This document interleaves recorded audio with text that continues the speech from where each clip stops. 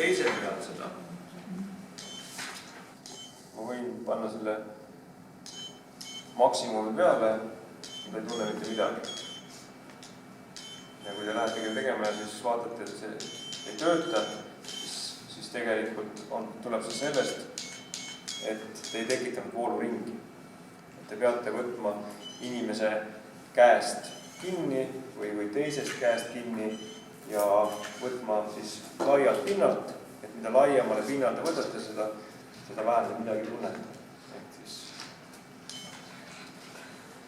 lähen siia, et ma leian siis radiaalse närvi haru, et tekib selline hea sõlubel, kui ma ära võtan, kui ma panen teile siia näppu ainult peale, siis te tunnete, et ma suristan teda oma näpuga. Tekib mõlemas kohas. Kui ma panen ilusti siia, näete, siis vooluring läheb paremaks. Kui inimese voolujuhtimist aitab kaasa siis ka see, et kui see piirkond on niiske, kui inimesed nahk on kuiv, tahate mingis piirkonda mõjutada, siis tehke see märjaks vatipadi või pange lihtsalt natukene, siis läheb see elektrijuhtivus paremaks. Kui kellelgi tekib selline kõrvetustunne, siis ei ole meeldiv, et panete liiga palju elektrit, aga tulemust ei saa, siis elektrijuhtivus võib olla häiritud. Kui te hindate kätt, mis on erinevalt higine, siis samamoodi higises piirkonnas elektrijuhtivus tõuseb kui vähem higises piirkonnas. Ja siis ka surumine erinevalt mõjutab elektrijuhtivust, kui sügavalt suure kontaktide saate kätte.